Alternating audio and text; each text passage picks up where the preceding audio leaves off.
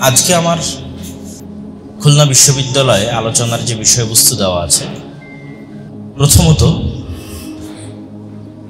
বিশ্ব রাজনীতি বলতে আসলে কি বোঝায়, রাজনীতি বলতে বা কি বোঝায়, এবং ইসলামে রাজনীতি আছে না নাই। রাজনীতির সন্ধি বিচ্ছেদ করলে দেখা যায় যে রাজার নীতিকেই মূলত রাজনীতি বলা হয়, যাকে পারিভাষিক অর্থে রাষ্ট্র পরিচালনার নীতি বা রাষ্ট্র পরিচালনার নীতি নিয়ে যে আলোচনা সমালোচনা, সেটি রাজনীতি। বাংলাদেশ নামক এই রাষ্ট্রটি কিভাবে চলবে তা নিয়ে আলোচনা সমালোচনা, এটা বাংলাদেশের রাজনীতি। পৃথিবী যে পরিচালিত হচ্ছে, এই পরিচালনার নীতি নিয়ে আলোচনা সমালোচনা পৃথিবীর রাজনীতি। রাজনীতিকে কেন্দ্র করে ক্ষমতা ঘূর্ণায়মান হয়, ঘুরতে থাকে। তো ইসলামের রাজনৈতিক দৃষ্টিভঙ্গি সম্পূর্ণ ভিন্ন। ঠিক সেরকম প্রত্যেকটা তন্ত্র মন্ত্র দল সংগঠনের রাজনৈতিক দৃষ্টিভঙ্গি ভিন্ন হতে পারে। ইসলামের রাজনৈতিক দৃষ্টিভঙ্গি একটি আয়াতের মধ্যে সীমাবদ্ধ। কুলিল্লাহুম্মা মালিকাল মুলকি তুতিল মুলকা মান তাশা ওয়া তানজিউল মুলকা মিম্মান তাশা ওয়া তুদিল্লু মান তাশা ওয়া তুইজ্জু মান তাশা বিয়াদিকাল খায়র। যে হে আল্লাহ, আপনি যাকে চান, যাকে ইচ্ছা রাষ্ট্র ক্ষমতার অধিকারী করতে পারেন, আর যাকে ইচ্ছা তার নিকট থেকে রাষ্ট্র ক্ষমতা ছিনিয়ে নিতে পারেন। আরবি শব্দ নাযা, তানজিউল মুলক। নাযাকের যদি শাব্দিক অনুবাদ করা হয়, তাহলে কোনো গরম লোহাকে যদি আমরা চট বা ছালার মধ্যে ধরি বা এরকম ফোমের মধ্যে ধরে এভাবে রডকে যদি টান দিয়ে বের করি গরম লোহাকে, তাহলে যেভাবে ছাল বাকলা ছিলে যাবে চট বা ছালার, এইটাকে আরবিতে বলা হয় নাযা। যে আল্লাহ এইভাবে ক্ষমতা ছিনিয়ে নেয়, যেটা আপনারা দেখেছেন, এই প্রজন্ম যেটা চোখের সামনে দেখে। এরকম অতীতেও আল্লাহ এভাবে রাষ্ট্র ক্ষমতা ছিনিয়ে নিয়েছে, যেটা হয়তো আমরা দেখিনি, কিন্তু সেগুলোর বর্ণনা আল্লাহ কোরআন মাজিদে 1000 বছর আগের বর্ণনা তুলে ধরেছে, ফেরাউনের বর্ণনা তুলে ধরেছে, যে আল্লাহ কিভাবে রাষ্ট্র ক্ষমতা মানুষের কাছে ছিনিয়ে নেয়। তো ইসলামের রাজনীতির মূল ভিত্তি হচ্ছে সকল রাষ্ট্রীয় ক্ষমতার একচ্ছত্র এবং স্থায়ী মালিককে আল্লাহ সুবহানাহু, আর বাকি যারাই আসতেছে তারা ক্ষণস্থায়ী। যেমন কেউ 16 বছর ছিল, এখন যারা আছে তারাও কিছুদিন থাকবে, তারপরে যারা আসবে তারাও কিছুদিন থাকবে। আবার এই ঢাকার ইতিহাসই কয়েক হাজার বছর, মানে কয়েক হাজার বছরে এখানে কত শত রাষ্ট্র ক্ষমতার পালাবদল ঘটেছে, কিন্তু স্থায়ীভাবে ক্ষমতা কার হাতে আছে? আল্লাহর হাতে। তো আল্লাহ সুবহানাহু তাআলা কেন্দ্রিক যে রাজনীতি, সেটি হচ্ছে ইসলামের রাজনীতি। আর আল্লাহ সুবহানাহু তাআলার বাইরে গিয়ে যত রাজনীতি আছে, সেগুলো বিভিন্ন স্বার্থকে হাসিল করার জন্য রাজনীতি। তো আল্লাহ সুবহানাহু তাআলা কেন্দ্রিক রাজনীতির মূল চাওয়া কি? আল্লাহ সুবহানাহু তাআলা যা চান তাই। আল্লাহ সুবহানাহু তাআলা কি চান? আল্লাহ সুবহানাহু তাআলা চান যে এই পৃথিবীতে শান্তি, নিরাপত্তা, ন্যায় পরায়ণতা, ন্যায় বিচার বিরাজ করুক। এটি হচ্ছে প্রথম চাওয়া। এই জন্য ইসলামে সবচেয়ে দামি হচ্ছে মানুষের জীবন। সকল হালাল হারাম হতে পারে জীবন বাঁচাতে, সকল হারাম হালাল হতে পারে জীবন বাঁচাতে। জীবন বাঁচানোর চাইতে দামি কিছু ইসলামে নাই। তো জীবন বাঁচানোর ক্ষেত্রে ইসলামের যে মূলনীতি, সেটি থেকেই মূলত নির্গত হয়েছে শান্তি এবং নিরাপত্তা। মানে ইসলামের টপ প্রায়োরিটি কি? শান্তি এবং নিরাপত্তা। শান্তি এবং নিরাপত্তা রক্ষার জন্য সকল হালাল হারাম হতে পারে, সকল হারাম হালাল হতে পারে, এবং হালালও হারাম হতে পারে, সামগ্রিক শান্তি ও নিরাপত্তা রক্ষার জন্য। এর চাইতে দামি কিছু নাই, কেননা আল্লাহ সুবহানাহু ওয়া তাআলার কাছে সবচেয়ে দামি হচ্ছে মানুষের জীবন। তাহলে ইসলামের রাজনীতি ঘুরবেই এই জিনিসটাকে কেন্দ্র করে, যে পৃথিবীতে কিভাবে শান্তি প্রতিষ্ঠা করা যায়, কিভাবে নিরাপত্তা প্রতিষ্ঠা করা যায়। আর আরেকটি বিষয়, যে আল্লাহ সুবহানাহু ওয়া তাআলা রব্বুল আলামিন হিসেবে সারা পৃথিবীর মানুষ যেমন তার নিকটে সমান, যেমনটা আল্লাহর নবী বলেছেন, ইন্না আবাকুম ওয়াহিদ ওয়া ইন্না রাব্বাকুম ওয়াহিদ, যে তোমাদের পিতাও এক, তোমাদের প্রতিপালকও এক। ইয়া আইয়ুহান নাস উবুদু রাব্বাকুমুল্লাযী খালাকাকুম মিন নাফসিন ওয়াহিদা, হে দুনিয়ার মানুষ, তোমরা ওই আল্লাহর ইবাদত করো যিনি তোমাদেরকে এক নাফস থেকে সৃষ্টি করেছেন, সবাই একজন থেকে, আদম আলাইহিস সালাতু ওয়াস সালাম থেকে। তথা ডোনাল্ড ট্রাম্পের পিতা আর ডক্টর ইউনূসের পিতা একজন, আদম আলাইহিস সালাতু ওয়াস সালাম। এবং নরেন্দ্র মোদীর পিতা ডক্টর ইউনূসের পিতা একজন, আদম আলাইহিস সালাতু ওয়াস সালাম।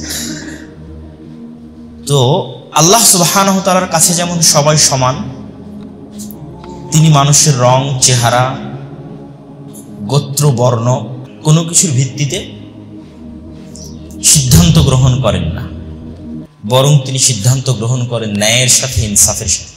তো আল্লাহ চান তারাই রাষ্ট্র ক্ষমতার অধিকারী হোক যারা এই ন্যায়নিষ্ঠা পৃথিবীতে প্রতিষ্ঠা বা ধরে রাখতে পারবে, এই ন্যায় বিচারের ধারাটা পৃথিবীতে ধরে রাখতে পারবে। তাহলে ইসলামের রাজনীতি কি? ইসলামের বিশ্ব রাজনীতি হচ্ছে আল্লাহ সুবহানাহু ওয়া তাআলা কেন্দ্রিক, আর আল্লাহ সুবহানাহু ওয়া তাআলাই হচ্ছেন একচ্ছত্র ক্ষমতা ও আধিপত্যের মালিক এবং স্থায়ী ক্ষমতার মালিক। আর আমরা যারা রাজনীতি যদি করতে চাই আল্লাহর সন্তুষ্টির জন্য, তাহলে আমাদের চাওয়া হতে হবে ওইটি যেটি আল্লাহ সুবহানাহু ওয়া তাআলার চাওয়া। আল্লাহ সুবহানাহু ওয়া তাআলার চাওয়া কি? শান্তি, নিরাপত্তা, ন্যায় বিচার পৃথিবীতে প্রতিষ্ঠিত হয় সামগ্রিকভাবে। এই জন্য ইসলাম কখনোই শুধু মুসলমানদের উপকারী নয়, ইসলাম একটা হিন্দুর জন্য উপকারী, ইসলাম একজন বৌদ্ধের জন্য উপকারী, ইসলাম একজন খ্রিস্টানের জন্য উপকারী। সামাজিক, রাষ্ট্রীয়, অর্থনৈতিক সকল ক্ষেত্রে সবচেয়ে বেশি উপকারী ইসলাম। কেন? ইসলাম মূলত আল্লাহ সুবহানাহু ওয়া তাআলার বিধান, সৃষ্টিকর্তার বিধান, আর সৃষ্টিকর্তার কাছে সকলেই সমান। সুতরাং এখানে কেউ ক্ষতিগ্রস্ত হবে না, কেউ অন্যায় অনাচারের শিকার হবে না। আর এই ইসলামের বাইরে গিয়ে যত ধরনের রাজনীতি পৃথিবীতে প্রতিষ্ঠিত করা হয়েছে সেগুলো মানুষের স্বার্থ হাসিলের জন্য। ব্যক্তি স্বার্থ হতে পারে, দেশের স্বার্থ হতে পারে, দলের স্বার্থ হতে পারে, গণতন্ত্র বলেন, তারপরে হচ্ছে ধর্মনিরপেক্ষ মতবাদ বলেন, সেকুলারিজম বলেন, লিবারালিজম বলেন, ঠিক আছে, যত ধরনের তন্ত্র মন্ত্র চেতনা পৃথিবীতে বিরাজমান তার প্রত্যেকটা ইসলাম যেন রাজনৈতিকভাবে শক্তিশালী না হয় এই জন্য তৈরি করা, এই থিওরিগুলোকে সেই জন্য প্রতিষ্ঠিত করা হয়েছে। আর বর্তমান বিশ্বের রাজনীতির একটা বড় অংশ ইহুদিরা কন্ট্রোল করে থাকে, বর্তমান বিশ্ব রাজনীতির একটা বড় অংশ। আর ইহুদিদের রাজনীতির মূল ভিত্তিটাই হচ্ছে মায়া কান্না। হলোকাস্ট যে হিটলার ঘটিয়েছিল ইহুদিদেরকে হত্যা করার মাধ্যমে, সেটিকে বিক্রি করে পৃথিবীর ইতিহাসে আর কোনো জাতি, আর কোনো গোত্র এতটা সহানুভূতি, এতটা সহমর্মিতা অর্জন করতে সক্ষম হয়নি যেটা ইহুদি জাতি সক্ষম হয়েছে এই এক ঘটনাকে বিক্রি করে। এবং এটিকে বিক্রি করার জন্য তারা পৃথিবীর সকল media, print media, electric media, অর্থনৈতিক প্রতিষ্ঠান, এগুলোতে তারা খুবই শক্তিশালী, এগুলোকে সারা পৃথিবীব্যাপী তারা কাজে লাগিয়েছে। আমেরিকা মুসলমানের শত্রু হিসেবে ইহুদিকে যতটা না সহযোগিতা করে তার চেয়ে বেশি সহযোগিতা করে, এই মনে করে যে ইহুদিদের সারা পৃথিবীতে থাকার জায়গা নেই, তারা মাজলুম, তাদের একটা থাকার জায়গা দিতে হবে। তো এই সেন্সটা আমেরিকার খ্রিস্টানদের মধ্যে, ইউরোপের খ্রিস্টানদের মধ্যে কে তৈরি করেছে? ইহুদিরাই তৈরি করেছে। এবং ইহুদিদের একই থিওরিতে ইসকন বাংলাদেশকে নিয়ে কাজ করতেছে, সেম থিওরিতে। এবং তাদের চিন্তা চেতনাও, চিন্তা ভাবনাও ইহুদিদের থেকে সরাসরি কপি করা। যেমন সারা পৃথিবীব্যাপী ইহুদিরা মাজলুম এই সংবাদ প্রচার করে, এই মনোভাব তৈরি করে তাদের জন্য একটা দেশ তৈরি করা হয়েছে আরবের মধ্যে। ঠিক বাংলাদেশে হিন্দুরা খুবই মাজলুম, খুবই অসহায়, খুব করুণ অবস্থার মধ্যে আছে, জীবন যায় যায় যায়, সেটি তৈরি করে বাংলাদেশকে অখণ্ড ভারতের অন্তর্ভুক্ত করা হিন্দুদের নিরাপত্তার জন্য। একদম সিম্পল এবং অতি সহজ, এবং যেটি আমরা আমাদের চোখের সামনে দেখছি। আমরা দেখছি যে কোথাও কোনো হিন্দু নির্যাতন নাই, কিন্তু আপনি এখনই ইন্ডিয়ান মিডিয়া ওপেন করেন, ভারতের মিডিয়া স্ক্রল করেন, মনে হবে যে বাংলাদেশে একটা হিন্দু হয়তো জীবিত নাই। এত ভয়ঙ্কর জুলুম এবং অত্যাচার চলতেছে বাংলাদেশে, কিন্তু আমরা তো দেখতে পাচ্ছি। এটা কি বলা হয় মিডিয়ার পাওয়ার, এবং এটিকে বিক্রি করেই আজ ইসরায়েল সফল, ইহুদিরা সফল, এবং সেটিকে ইসকন বিক্রি করতে চায়। এবং অন্য হিন্দুদের থেকে ইসকনের যেটি সবচেয়ে বড় পার্থক্য সেটি হচ্ছে তারা মূলত শ্রী চৈতন্যের মতবাদে বিশ্বাস করে। শ্রী চৈতন্যের মতবাদকে প্রাধান্য দেয় হচ্ছে ইসকন। শ্রী চৈতন্য কি চাইতেন? নির্জবন করো আজি সকল ভুবন, মানে আজকে পৃথিবীকে জবন মুক্ত করো। জবন মানে হচ্ছে মুসলমান, পৃথিবীকে মুসলমান মুক্ত করতে হবে। তো শ্রী চৈতন্যের যে হিন্দু শাখা সেটি বৈষ্ণব হিন্দু শাখা হিসেবে পরিচিত। তো বৈষ্ণব হিন্দু কি? আর শ্রী চৈতন্যকে মনে করা হয় যে তিনি নিজেই, একদল হিন্দু দাবি করে যে তিনি নিজেই শ্রীকৃষ্ণ অথবা শ্রীকৃষ্ণের অনুসারী।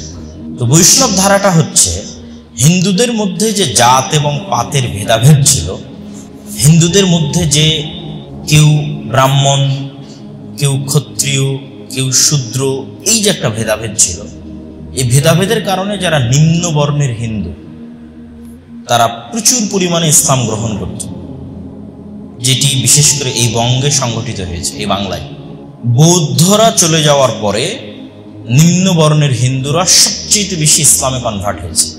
এত বেশি পরিমাণে ইসলামে তারা কনভার্ট হচ্ছিল যে এক সময় যেহেতু ব্রাহ্মণরা অতি অল্প, দেখা যাচ্ছে সকল নিম্ন বর্ণের হিন্দু ইসলাম গ্রহণ করলে ব্রাহ্মণরা এদেশের সংখ্যা লঘু হয়ে যাবে, মানে আসল হিন্দু ধর্ম সংখ্যা লঘু হবে। তখন নিম্ন বর্ণের হিন্দুদের একটা সম্মানের জায়গা তৈরি করার জন্য হিন্দু ধর্মের মধ্যে এই ধারাটার আবির্ভাব হয় যে নিম্ন বর্ণের হিন্দুদেরকে এম্পাওয়ারমেন্ট, তাদেরকে পাওয়ারফুল করা, তাদের হিন্দু সমাজে একটা সম্মান ও মর্যাদার জায়গা তৈরি করা, যেন তারা ইসলামে কনভার্ট না হয়। এবং আপনি দেখবেন যে যত জায়গায় ইসকনের মন্দির আছে প্রত্যেকটা জায়গায় নিম্ন বর্ণের হিন্দুদের বসবাস আছে।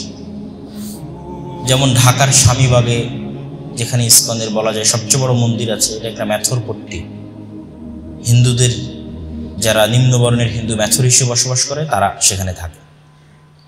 চিটাগাঙে যেখানে সাইফুল ইসলাম আলিফ ভাইকে হত্যা করা হয়েছে সেটি ম্যাথর পট্টি, সেখানে নিম্নবর্ণের হিন্দুরা বসবাস করে। সিলেটে যে অঞ্চলে ইসকনের সবচেয়ে বেশি প্রভাব সেখানে সব চা শ্রমিকেরা বসবাস করে। যেমন সিলেটের রাগেব মেডিকেল কলেজের সম্পত্তি নিয়ে যে গত সরকারের আমলে বিভিন্ন কেস মামলা ইত্যাদি, সেটার নেতৃত্বে মূলত ইসকনই ছিল, এবং এটির পিছনে ছিল নিম্নবর্ণের হিন্দুরা যারা চা বাগানে চা শ্রমিক হিসেবে কাজ করে।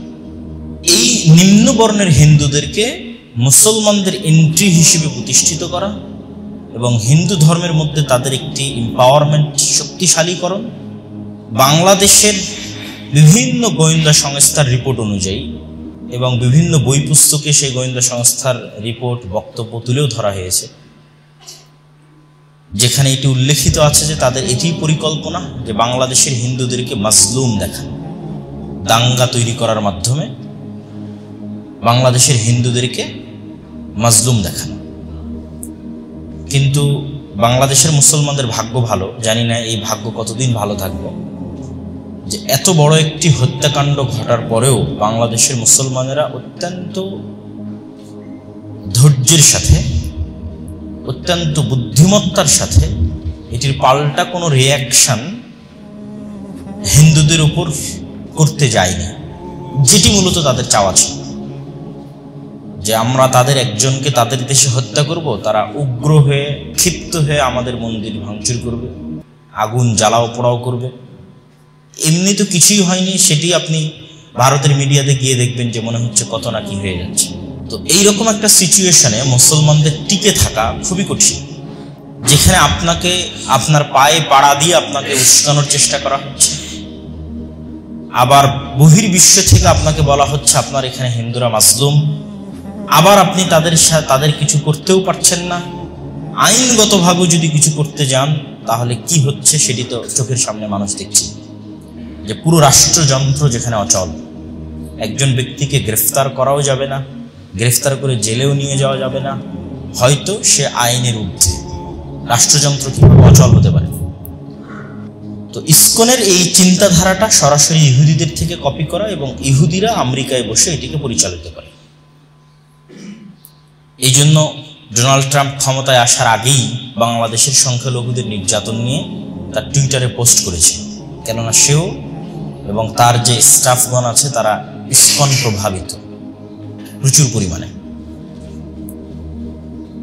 তো এই বিষয়ে আমাদের কি করণীয় থাকতে পারে? এই যে আন্তর্জাতিক বিশ্ব রাজনীতির একটা খেলার অন্তর্ভুক্ত হয়ে গেছে বাংলাদেশ, এবং বাংলাদেশ নামক এই ছোট্ট ভূখণ্ডটি, সেক্ষেত্রে আমাদের করণীয় কি হতে পারে এবং আমরা কিভাবে আমাদের দেশ ও জাতির স্বাধীনতা সার্বভৌমত্বকে টিকিয়ে রাখব? আমাদের মনে রাখতে হবে যে আপনি যদি একটু 1 মিনিট চোখ বন্ধ করে আপনার আশেপাশের পুরো পৃথিবীটা দেখেন, তাহলে দেখবেন সবাই নিজ নিজ ধর্মের উপরে শতভাগ কট্টর।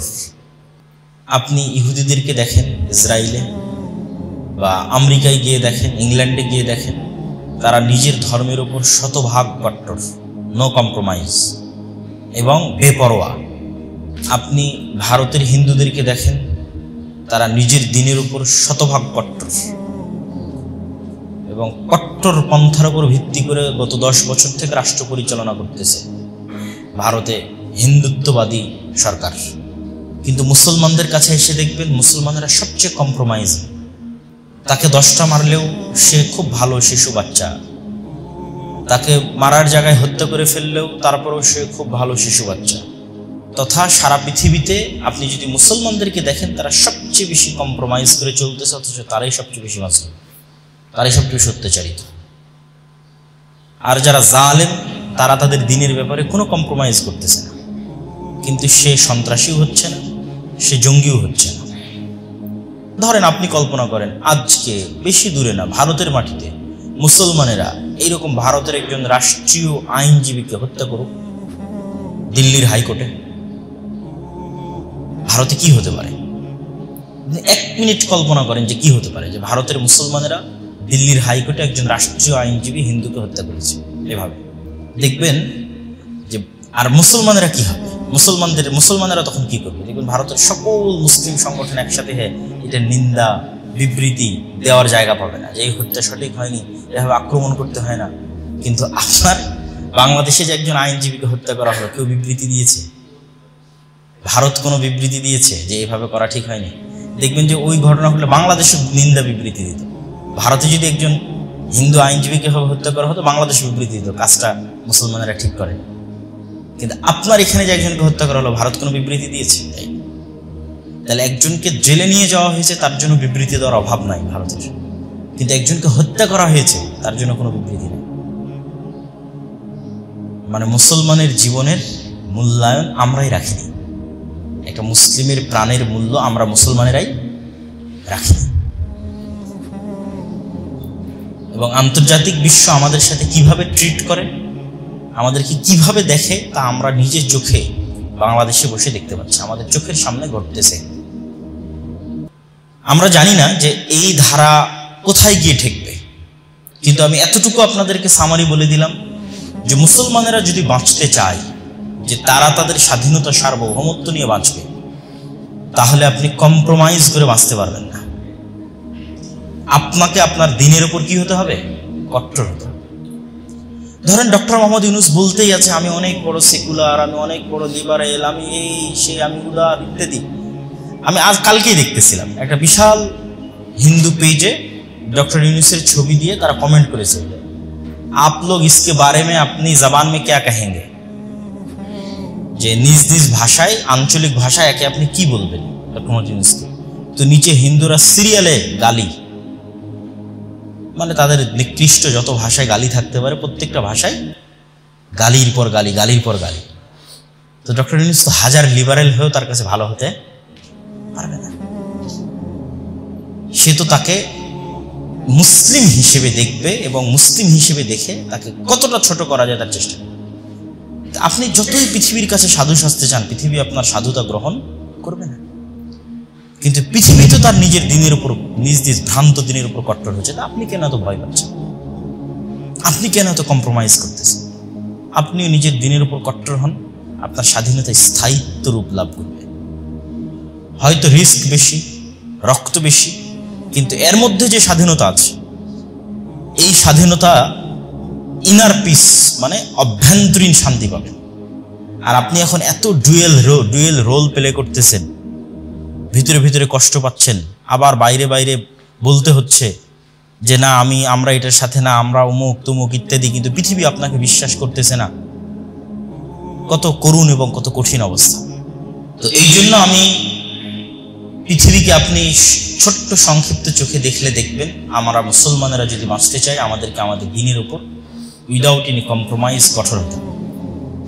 আমাদের নবীর সুন্নতের উপর কঠোর হতে হবে, আমাদের দ্বীনের আদর্শের উপর কঠোর হতে হবে, এবং এটির সাথে কোনো ছাড় দেওয়া যাবে না। এটির মধ্যেই এই জাতির স্বাধীনতা, সার্বভৌমত্ব নিহিত আছে। আর আমাদের স্বপ্ন থাকতে হবে বড়, স্বপ্ন থাকতে হবে উঁচু। স্বপ্ন দেখতে শিখলে তার ধারে কাছে আপনি যাবেন। আপনি সূর্যে যেতে চাইলে চন্দ্র পর্যন্ত যাবেন, মঙ্গলে যেতে চাইলে চন্দ্র পর্যন্ত যাবেন, আর চন্দ্রে যেতে চাইলে হয়তো মহাকাশ স্টেশন পর্যন্ত যাবেন, আর মহাকাশ স্টেশন পর্যন্ত যেতে চাইলে হয়তো জাস্ট আকাশে উঠতেই পারবেন। তো আমাদের স্বপ্ন হতে হবে বড়। 1947-এ যখন বাংলাদেশ বা ভারত বিভক্ত হয়, তখন কি ঘটেছিল? তখন সংঘটিত হয়েছিল হিজরত। বাংলাদেশের বিহারিরা মূলত মুহাজির। যতগুলো বিহারি ক্যাম্প আছে মিরপুর, মোহাম্মদপুরে, তারপরে সৈয়দপুরে, তারা হচ্ছে মুহাজির। মুহাজির মানে তাদের আসলে বাপদাদার বাড়ি বাংলাদেশে না, তাদের বাপদাদার বাড়ি ভারতের বিহারে, পশ্চিমবঙ্গে, ঝাড়খণ্ডে, ঠিক আছে, ইত্যাদি অঞ্চলে, আসামে। কিন্তু মুসলমানদের জন্য একটা আলাদা রাষ্ট্র হচ্ছে এই মনে করে তারা ভারত থেকে হিজরত করেছে। তো এই মুহাজিরদের পরিমাণ বাংলাদেশে যা, তার চেয়ে কয়েক হাজার গুণ বেশি ওই পাকিস্তানে, পশ্চিম পাকিস্তান, ওয়েস্ট পাকিস্তান, যেটা এখন পাকিস্তান। সেখানে পাঞ্জাব থেকে এবং মূল দিল্লি থেকে এবং উত্তরপ্রদেশ থেকে লক্ষ লক্ষ মুসলমান হিজরত করেছে। তাহলে ঠিক যেমন মক্কা থেকে মুসলমানেরা হিজরত করেছিল কোথায়? মদিনায়। তো মদিনায় হিজরত করার পর মক্কাতে কিছু মুসলমান ছিল না? ছিল না, ছিল। সব মুসলমানই তার হিজরত করে আসতে পারেনি। তো সেই সমস্ত মুসলমানদেরকে মক্কার কুফফারদের অত্যাচার, জুলুম থেকে রক্ষা করার দায়িত্ব কি মদিনার মুসলমানদের ছিল না? মদিনার মুসলমানেরা যদি মনে করে আমরা হিজরত করে আমাদের জীবন বাঁচিয়ে নিয়েছি, অতএব এই পর্যন্তই সীমাবদ্ধ, তাহলে এটা ভিশনারি লিডারশিপ হলো না। আমাদের নবী মুহাম্মদ সাল্লাল্লাহু আলাইহি ওয়াসাল্লাম ভিশনারি লিডার ছিলেন। আমি মক্কা থেকে পালিয়ে আমার জীবন বাঁচিয়েছি তার মানে এই নয় যে মক্কায় আর ফিরে আসবো না। মক্কা থেকে পালিয়ে আমার জীবন বাঁচিয়েছি, কিন্তু মক্কায় এখনো মুসলমানেরা আছে, আর অনেকে ইসলাম গ্রহণ করবে, তাদের জীবন ও নিরাপত্তার দায়িত্ব আমাদের। অতএব সে মক্কাকে আমার বিজয় করতেই হবে। তো 47-এ মুসলমানেরা ভারত ছেড়েছে, তার মানে কি ভারতে আর মুসলমান নাই? আছে না? নাই, আছে। এবং এটি ফ্যাক্ট যে বাংলাদেশ এবং পাকিস্তানের সংখ্যালঘুরা যেই মর্যাদা এবং সম্মানের সাথে থাকে, তার ন্যূনতম চুল পরিমাণ সম্মান এবং মর্যাদা ভারতের মুসলমানেরা পায় না। আমি নিজে ভারতে গেছি, মুসলমানদের অবস্থা দেখেছি, এবং আপনারা তো অনলাইন, ইলেকট্রনিক্স, প্রিন্ট মিডিয়া সব জায়গায় লক্ষ্য করছেন। বাবরি মসজিদকে অনেক আগে ধ্বংস করে দেওয়া হয়েছে এবং সেখানে রাম মন্দির তৈরি হয়েছে, এবং প্রত্যেক দিন মুসলমানদের যে কোনো স্থাপনার উপর অভিযোগ উত্থাপিত হয় যে এখানে নাকি মন্দির ছিল, অতএব এটিকে ভেঙে দিতে হবে। বানারস শহরে আমরা একটা মসজিদে গেছিলাম, জ্ঞানওয়াপি মসজিদ। ওইটা তো এখন সালাত বন্ধ আছে, ওই সময় সালাত আদায় হতো যখন আমরা গেছিলাম। বানারসের পাশে কাশী, মথুরা, এগুলোর ঈদগাহ এবং মসজিদ, আরো অসংখ্য জুলম এবং অত্যাচার, সেটি বলতে চাচ্ছি না। তো আপনারা হিজরত করে 47-এ ভারতের মুসলমানেরা হিজরত করে পাকিস্তান এবং বাংলাদেশে চলে আসলো, তার মানে পাকিস্তান এবং বাংলাদেশের মুসলমানেরা যদি মনে করে যে আমি নিজে ভালো আছি এই পর্যন্তই শেষ, এর চেয়ে বড় মুনাফিকি পৃথিবীতে হতে পারে। কিন্তু এই মুনাফিকি পাকিস্তান এবং বাংলাদেশের মুসলমানেরা করেছে। তারা শুধু তাদের স্বার্থ পর্যন্ত সীমাবদ্ধ থেকেছে। কিন্তু তোমরা যে মক্কা থেকে হিজরত করে মদিনায় আসলে, তো মক্কার মুসলমানদেরকে হেফাজত করতে হবে না? তো তোমরা ভারত থেকে হিজরত করে ভারত থেকে বিচ্ছিন্ন হয়ে বাংলাদেশ এবং পাকিস্তান নামে রাষ্ট্র তৈরি করলে ভারতের মুসলমানদের রক্ষা করবে কে? ভারতের মুসলমানদের রক্ষা করার জিম্মেদারি এবং চিন্তা চেতনা যতদিন না বাংলাদেশ এবং পাকিস্তানের মুসলমানেরা তাদের মাথায় লালন না করবে, ততদিন আল্লাহর পক্ষ থেকে রহমত এবং বরকত হবে। এটা অনেক বড় মুনাফিক ইতিহাসে। তাহলে আমাদের দেশে তো আমরা দেখতে পাচ্ছি কোনো হিন্দুর অত্যাচার হচ্ছে না এবং হিন্দুরা আমাদের কাছে নিরাপদ। কিন্তু আমরা তো এটা জানি যে আমাদের মুসলিম ভাইরা ভারতে মাজলুম। তাহলে তাদেরকে উদ্ধার করার জন্য আমাদের মাথায় চিন্তা থাকতে হবে না? হবে না? বলেন। হবে। আপনি যখন চিন্তা ওইটা করবেন, অটোমেটিক আপনার বাংলাদেশ স্বাধীন থাকবে। আর যখন আপনি চিন্তা করবেন যে আমি শুধু আমার বাংলাদেশ বাঁচাবো, তো বাঁচাতে বাঁচাতেই দিন শেষ হয়ে যাবে। আপনাকে চিন্তা এটা করতে হবে না যে বাংলাদেশ বাঁচাবো, আপনাকে চিন্তা করতে হবে ভারতের মুসলমানদের বাঁচাবো। এটাই হচ্ছে ভিশনারি লিডারশিপ। অতএব বাংলাদেশের প্রত্যেকটা মুসলমানের সন্তানকে এই চিন্তা লালন করতে হবে, এই সমস্যা থেকে বাঁচতে। এই সমস্যা এখন বাংলাদেশ পড়তেছে, এই সমস্যা থেকে বাঁচতে বাংলাদেশের প্রত্যেক মুসলমানের সন্তানের স্বপ্ন রাখতে হবে যে তারা কোনো না কোনো একদিন ভারতের মুসলমানদের রক্ষা করবে। বলেন ইনশাআল্লাহ। আপনি না পারলে আপনার সন্তানের রক্ষা করবে, তারা না পারলে তাদের সন্তানেরা রক্ষা করবে। আপনি ফিলিস্তিনের মুসলমানদের রক্ষা করার চিন্তা বাদ দেন, ভারতের মুসলমানদের রক্ষা করেন, ভারতের মসজিদগুলো রক্ষা করেন। তাহলে এই চিন্তা, এই নিয়ত, এই স্বপ্ন একদিন না একদিন বাস্তবায়ন হবেই। এটি অসম্ভব কোনো স্বপ্ন নয়। তারা চিটাগাংয়ের মাটিতে গেরুয়া পতাকা উত্তোলন করার চেষ্টা করেছে, দেখা যাচ্ছে যে সেই পতাকার বদলে ইসলামের পতাকা দিল্লিতে গিয়ে স্থাপিত হচ্ছে। অসম্ভব কিছু, অসম্ভব কিছু না। তারা যে আগুন চট্টগ্রামে জ্বালানোর চেষ্টা করেছে, সেই আগুনে তাদের দেশি চূর্ণ বিচূর্ণ এবং ছারখার হয়ে যাচ্ছে এবং ইসলামের পতাকা তাদের ওখানে উড্ডয়ন হচ্ছে। এটা অসম্ভব কিছু। তারা যেমন এই ভিশনারি স্বপ্ন দেখে, ওই ভিশনারি স্বপ্নের বিপরীতে আপনি বাঁচতে চাইলে, মানে তারা কি ভিশনারি স্বপ্ন দেখে? তারা ভিশনারি স্বপ্ন দেখে অখণ্ড ভারত। আর আমরা মুসলমানেরা অখণ্ড ভারত থিওরির বিরুদ্ধে লড়াই করি কি বলে যে না আমার বাংলাদেশ, আমার বাংলাদেশ না, অখণ্ড ভারত থিওরির বিরুদ্ধে আমাদের লড়াই করতে হবে। আমরাও অখণ্ড ভারত চাই, কিন্তু সেটা ইসলামের অখণ্ড ভারত। ইসলামের অখণ্ড ভারত ছিল না, ইসলামের অখণ্ড ভারত ছিল। 250, 200, 190 বছর, 200 বছর মুসলমানেরা ব্রিটিশদের বিরুদ্ধে রক্ত দিয়েছে। কয়টা হিন্দু ব্রিটিশদের বিরুদ্ধে যুদ্ধ করেছে? তারা যে আজকে ভারতের স্বাধীনতা ভোগ করতেছে, ভারতের 47-এর স্বাধীনতার পিছনে মুসলমানদের রক্ত আছে। তাহলে আমাদের ভিশনারি যেটাকে বাংলাদেশ বাঁচাতে চাই না, আমিও অখণ্ড ভারত প্রতিষ্ঠা করতে চাই, কিন্তু সে অখণ্ড ভারত ইসলামের অখণ্ড ভারত। তারা চায় হিন্দুত্ববাদের অখণ্ড ভারত, আমরা চাই ইসলামের অখণ্ড ভারত। এই স্বপ্ন যেদিন আপনাদের অন্তরে লালিত হবে, আপনাদের পরবর্তী প্রজন্মের অন্তরে লালিত হবে, বাংলাদেশের পরাধীন হওয়ার চিন্তা বহু দূরের কথা, বিজয় আপনাদের অতি সন্নিকটে আসবে, অতি সামনে চলে আসবে। কিন্তু এই চিন্তা থাকতে হবে, এবং এই চিন্তা শুধু ব্যক্তিগত না, রাষ্ট্রীয়ভাবে থাকতে হবে। রাষ্ট্রীয়ভাবে যেমন ভারত চিন্তা লালন করতেছে যে বাংলাদেশের সংখ্যালঘুদের বাঁচাতে হবে, তো বাংলাদেশের রাষ্ট্র একটা বিবৃতি দিতে পারে না যে আমরা তোমাদের দেশের সংখ্যালঘুদের নিয়ে চিন্তিত? এত ভয় কেন?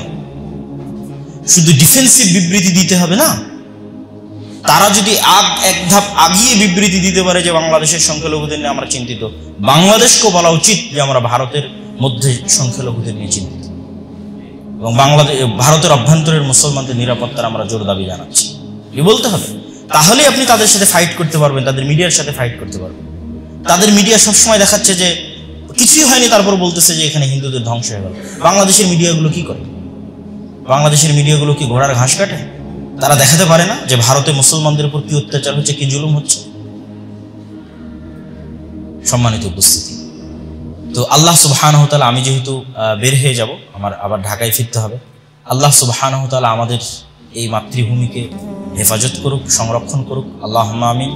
এবং এটি থেকে বাঁচার যে দিক নির্দেশনা, সেই দিক নির্দেশনার যদি সামারি করি, তাহলে সামারি করলে আরো আগে যে বক্তব্যগুলো আমি দিয়েছি সেগুলোর সাথে সম্পৃক্ত রেখে যদি সামারি করি, তাহলে আমাদের 1 নম্বরে আসতে হবে যে আমাদের আশেপাশে সবাই নিজ নিজ দিনের উপর কট্টর হচ্ছে। আমি কম্প্রোমাইজ করলে আমি হারিয়ে যাব। আমিও যদি আমার নিজের দিনের উপর কট্টর হয়ে আমি টিকে থাকবো, তারা টিকে থাকবে, আমিও টিকে থাকবো। তাদের যে ভিশনারি লিডারশিপ, সেই ভিশনারি লক্ষ্য উদ্দেশ্যের বিপরীতে আমি যদি সংকীর্ণ লক্ষ্য উদ্দেশ্য করি, আমি হারিয়ে যাব। তার লক্ষ্য উদ্দেশ্য অখণ্ড ভারত, আমার লক্ষ্য উদ্দেশ্য বাংলাদেশ, আমি টিকতে পারবো। তার লক্ষ্য উদ্দেশ্য অখণ্ড ভারত, আমারও লক্ষ্য উদ্দেশ্য অখণ্ড ভারত, তাহলে আমি তার সাথে টিকতে পারবো।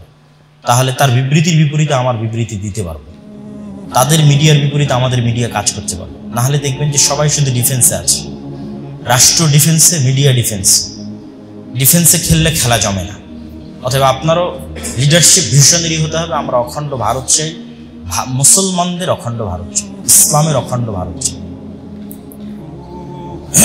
আর তৃতীয়ত, কলোনিয়াল মাইন্ড সেট আপ, গোলামি, এগুলো আগের বহু বক্তব্য আমি বলেছি। কলোনিয়াল গোলামির মাইন্ড সেট আপ থেকে বেরিয়ে আসতে হবে। মুসলমানদের শক্তিশালী প্রতিষ্ঠান থাকতে হবে, শক্তিশালী মিডিয়া, শক্তিশালী অর্থনৈতিক প্রতিষ্ঠান, এগুলো থাকতে হবে। আর ইসকনের বিষয়ে সামারি বক্তব্য হচ্ছে, তারা হিন্দুদেরকে অত্যাচারিত দেখিয়ে সেই ট্রাম্প কার্ড ইউজ করে, ঠিক যেভাবে ইহুদিরা তাদেরকে অত্যাচারিত দেখিয়ে ইসরায়েল রাষ্ট্র প্রতিষ্ঠা করেছে, এখানে হিন্দুদেরকে অত্যাচারিত দেখিয়ে অখণ্ড ভারত প্রতিষ্ঠা করা হবে। তো আমরা যেমন অন্যের উপর অত্যাচার করব না, এটা আমাকে আলাদা করে বলার দরকার নাই, কারণ আমার দিন এটা সাপোর্ট করে না। আমার দিনে স্পষ্ট বলা আছে যে তুমি আরেকজনের প্রতিপালককে গালি দিও না, তাহলে সে তোমার আল্লাহকে গালি দিবে। আমরা কখনোই ধর্মের কারণে কোনো মানুষের উপর হাত উত্তোলন করতে পারি না, কোনো মানুষকে আক্রমণও করতে পারি না, মারতেও পারি না। আমার ধর্ম এটাতে বাধা। তো আলহামদুলিল্লাহ বাংলাদেশের মুসলমানেরা এবং আলেম সমাজ সেই ধারা অব্যাহত রেখেছে, এবং এই ধৈর্যটা ধরে রেখে, এই হিকমাটা অবলম্বন করে জাস্ট লক্ষ্য উদ্দেশ্য পরিবর্তন করতে হবে। ভিশনারি লক্ষ্য উদ্দেশ্য, বাংলাদেশকে বাঁচানো নয়, ভারতের মুসলমানদেরকে বাঁচাতে হবে। বাংলাদেশের মসজিদ বাঁচানো নয়, ভারতের মসজিদ বাঁচাতে হবে। ভারতের মুসলমানদের বাঁচাতে হবে, ভারতের মসজিদ বাঁচাতে হবে। এই লক্ষ্য উদ্দেশ্য নিয়ে সামনে আগাতে হবে।